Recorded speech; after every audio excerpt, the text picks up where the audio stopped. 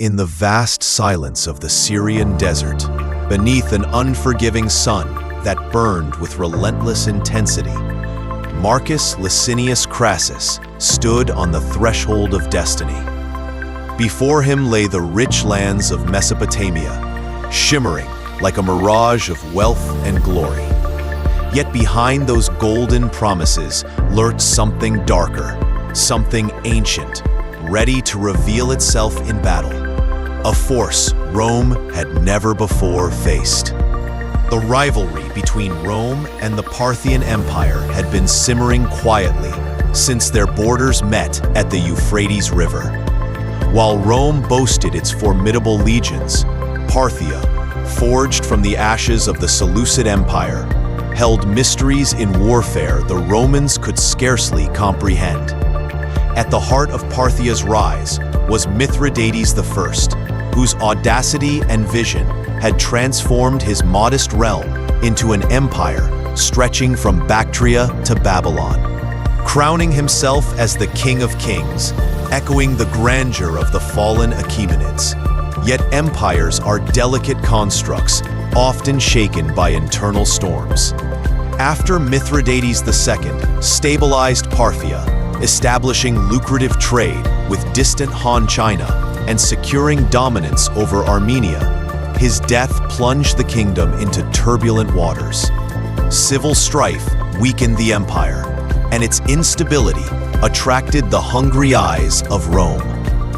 Crassus, one-third of Rome's powerful triumvirate, envisioned himself a modern Alexander, determined to etch his name alongside the greatest conquerors of antiquity. His fellow triumvirs, Julius Caesar busy in Gaul, Pompey absorbed in political intrigues, left Crassus unchecked and ambitious. Equipped with 7 legions, he marched eastward, drawn by whispers of Parthian chaos and dreams of glory. But across the desert sands waited Surena, the most revered Parthian nobleman of his era. Tall, graceful, and impossibly charismatic, Surena embodied the cunning brilliance of Parthia itself. His army, though numerically smaller, was revolutionary, entirely mounted, an agile blend of horse archers and cataphracts, cloaked deceptively to mask their deadly power. Surena knew the Roman legion's strength lay in disciplined infantry combat. Thus, he prepared to lure Crassus into a deadly dance of attrition and deception. In 53 BC, after initial successes in capturing border towns, Crassus advanced boldly toward Carrhae, dismissing cautious advice. His scouts had barely glimpsed the enemy when Surena's horse archers struck, a swift and silent storm.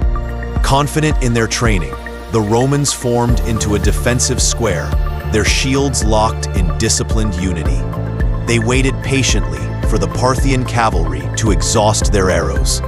But Surena had anticipated this, ingeniously employing a mobile supply train of camels bearing endless quivers, enabling relentless barrages upon the Roman lines. Hours passed. Arrows rained incessantly, penetrating the Romans' supposedly impenetrable defenses. Crassus, desperate to break the siege, ordered his beloved son, Publius, to lead a breakout charge. Publius surged forward, his Gallic cavalry charging with fierce determination. Yet it was exactly what Surena had anticipated, feigning retreat. The Parthians lured Publius and his forces deep into their trap, suddenly wheeling about to envelop them. Cataphracts charged headlong into their flanks. Arrows poured from every direction, and Publius, cornered and overwhelmed, chose death by the hand of his own soldier rather than surrender.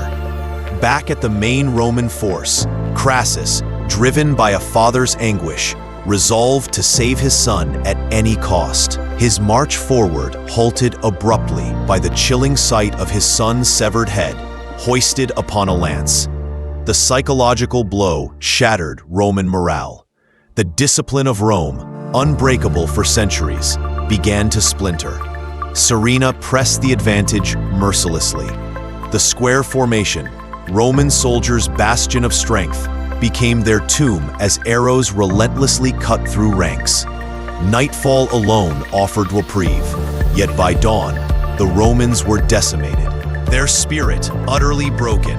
A frantic retreat toward Carrhae followed, leaving thousands wounded behind, their cries silenced mercilessly by pursuing Parthians.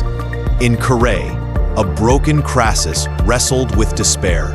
He fled into nearby hills, but Surena, persistent and ruthless, tracked him down. Under false pretenses of negotiation, Crassus was betrayed and slain, ignominiously ending the life of a man who had aspired to match Alexander himself. Rome had not suffered such humiliation since Hannibal's days.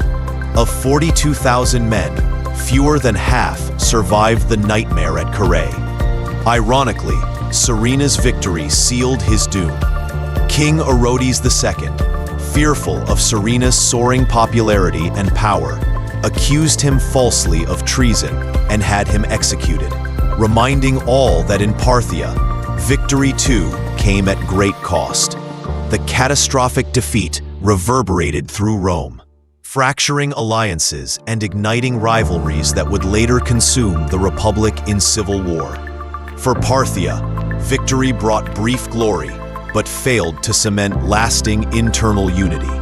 Carrhae became a grim lesson for both empires. It illustrated starkly the fatal pride of Crassus, the deadly ingenuity of Surena, and the eternal truth that hubris, above all, spells disaster. The Battle of Carrhae was more than a military defeat. It was a dramatic and poignant chapter in the timeless saga of human ambition and its consequences, forever etched into the sands of history.